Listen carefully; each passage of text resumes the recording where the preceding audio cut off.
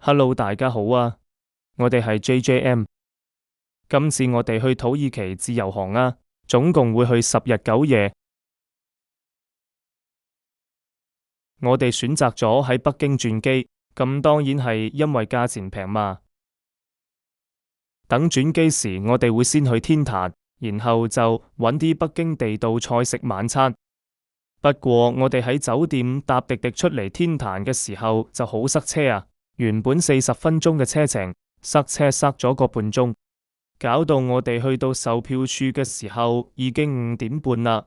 而天壇嘅門票係要喺5點之前買，咁入唔到天壇，我哋只可以買嗰張天壇公園嘅門票入去，就可以行到天壇外圍打下卡影下相啦。之後觀眾朋友去天壇嘅時候就記得要5點前去買飛啦。雖然我入唔到天壇，但係都要簡單講講。天壇始建於公元1420年，係明清兩個朝代皇帝祭天、祈谷同埋祈雨嘅場所。1998年被列為世界文化遺產。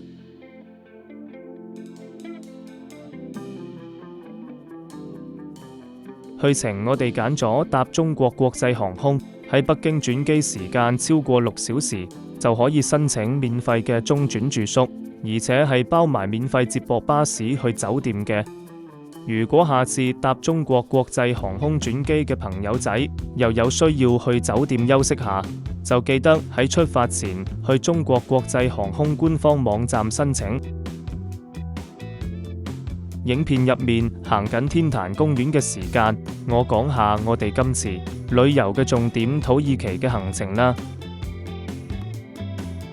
我哋會首先去卡帕多奇亞，然後搭夜巴去棉花堡，跟住搭火車去伊茲密睇愛琴海，最後一站就係返去伊斯坦堡玩嘅。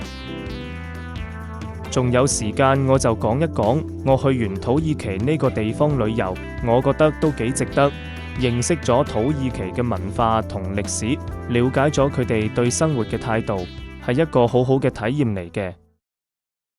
至於唔好嘅地方又係搭的士，其實我只係搭咗3程的士啊，有一程的士喺伊斯密爾嗰度係有最低消費150里拉，咁我唔夠最低消費嘅。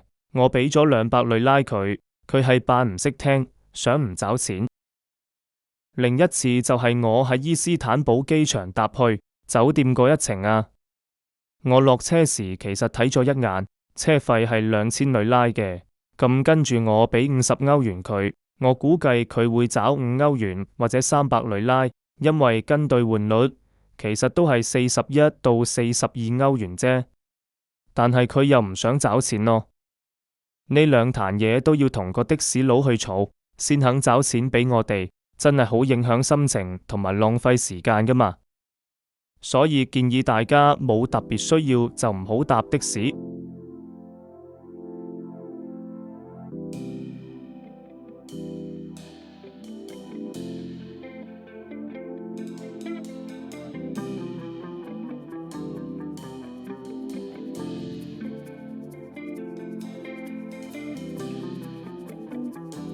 天壇公園真係好大，隨便行下已經接近7點，都係時候去揾嘢食啦。咁因為天壇公園西門出面，食飯嘅地方選擇唔多啊，所以我哋決定搭滴滴去前門大街嗰度揾嘢食啊。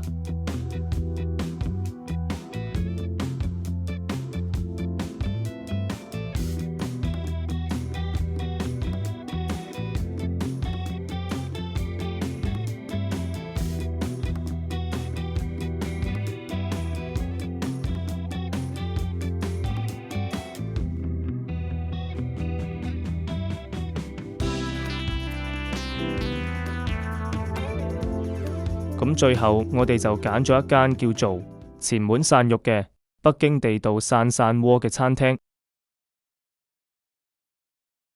餐廳入面嘅地方係比較闊落企理。不過我呢度拍片拍得唔好啊，如果開反廣角嚟拍，大家就可以睇得清楚啲。咁我哋點咗當然就係羊肉啦，跟住就有黑毛肚。配飯呢個麻醬嚟食呢個散散喎。另外點咗呢個北京拌麵同埋燒烤，呢一餐人民幣478元，價錢 OK。最推薦就係嗰個北京拌麵，人民幣28蚊，個人非常之推薦啊！因為好多時食呢類拌麵會放得比較多油，覺得好油膩。呢度呢個拌麵唔多油，個肉醬唔會令我覺得好滯，所以好啱我嘅口味。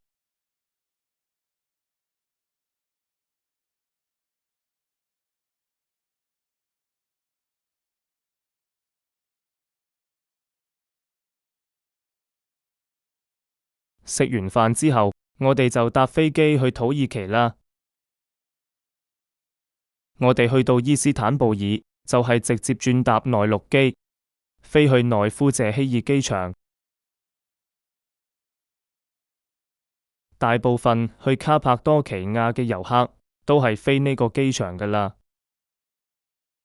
咁因為我哋行程最尾都要返婆伊斯坦堡，搭飛機返香港，所以我就選擇咗我哋直接去咗卡帕多奇亞先。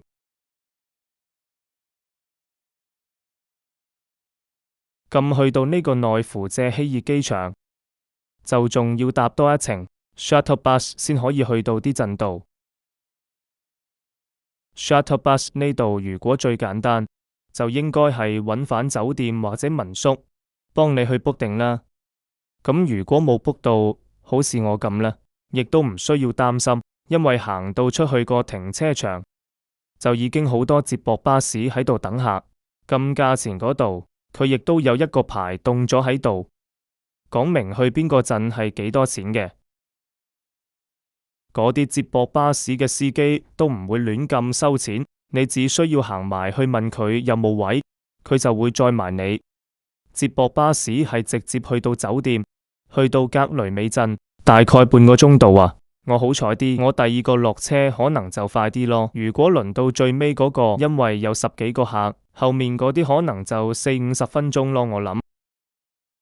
咁講埋呢個找換店，唔好似我咁周街去揾嗰個找換店。格雷美鎮 Garim 我係見唔到有找換店，最尾我係走入一間旅行社，問佢邊度可以換錢，跟住個職員同我講呢度就可以換啊。咁個率其實都唔錯嘅，所以我後面都係去報嗰啲 Green to Red Tour 嗰陣，就順便喺旅行社換埋錢咯。今次我搬呢間酒店就我比較過當地酒店，應該唔算貴，700幾蚊一晚，咁房間唔算大啊，就係乾淨企理。優點就係近鎮中心，我行落鎮中心都唔使5分鐘。咁其實都重要嘅，因為落去揾嘢食、行街買嘢啊，揾旅行社報名或者買巴士票都係喺鎮中心，同埋呢個民宿老闆都幾肯幫手嘅，有關熱氣球佢都有俾啲資料我，同埋有俾其他選擇的我去考慮啊。咁如果大家有興趣，想知道呢間民宿嘅資料，都可以留言問我啊。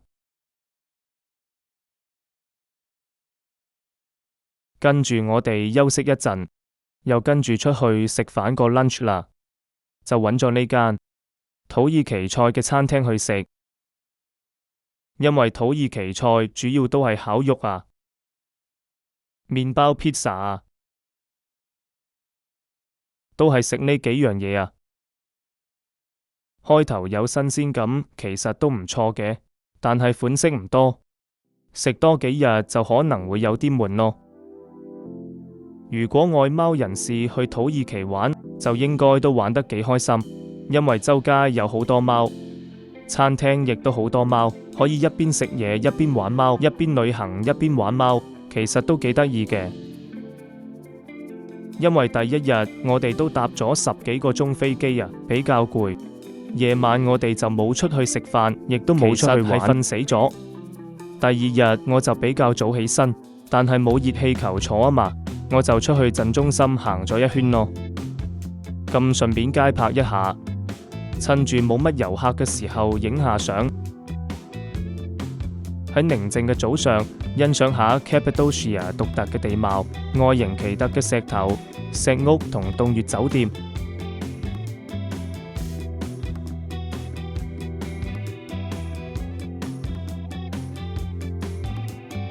咁我下一條片就會剪埋 Green Tour、Red Tour 出嚟分享俾大家。